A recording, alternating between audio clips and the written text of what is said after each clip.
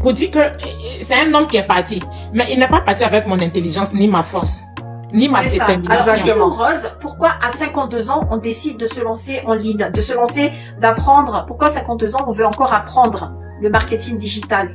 Ouais, à 52 ans, je veux démontrer que la femme peut arriver à tout.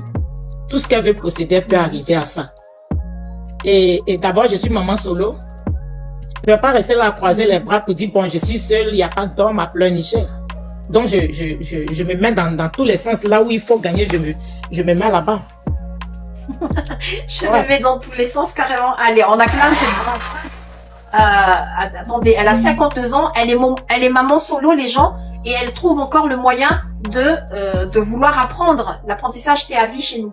Ok. Ouais. Donc là en commentaire, il y a Félicité qui dit que tu es une source de motivation. Qu'est-ce que tu réponds face à cela?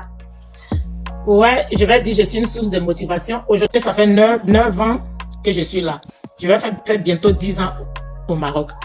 Et à 42 ans, je suis arrivée ici. Et j'ai croisé un homme, j'ai pas honte de le dire parce que je sais que ça peut aider une mère avec qui j'ai eu un enfant. Et cet homme a décidé de partir sans dire au revoir.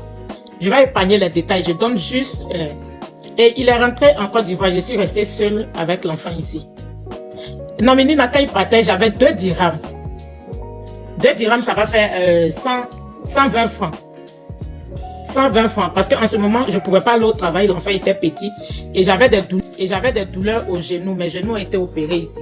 Donc, je ne pouvais pas travailler, j'étais à la maison avec l'enfant. Et c'est en ce moment précis que le monsieur est parti. Mais quand il est parti, je me suis levée comme une brave femme.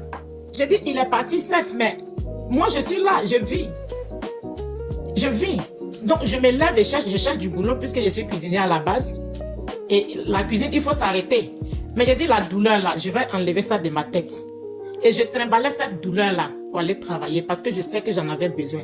Et le monsieur m'a laissé dans un appart de 120 000. Je dois payer l'appartement 120 000 par mois. Mais tu te rends compte, il part, j'avais que 120 francs en main. Mais je suis allée travailler et à la fin du mois, j'ai payé ma maison et je suis dans cette maison jusqu'à aujourd'hui. Je ne l'ai pas libérée. Allez, en commentaire, vraiment on acclame cette brave femme parce que ça c'est le témoignage vraiment inspirant les gens que tout ne s'arrête pas au moment où quand une porte se ferme, il y a une meilleure porte qui va s'ouvrir. Pour dire que c'est un homme qui est parti, mais il n'est pas parti avec mon intelligence ni ma force, ni ma détermination. Exactement. Voilà, et son départ ne va pas arrêter ma détermination, non. Son départ ne va pas arrêter au contraire de ma vie, au contraire. Au contraire, ça t'a motivé.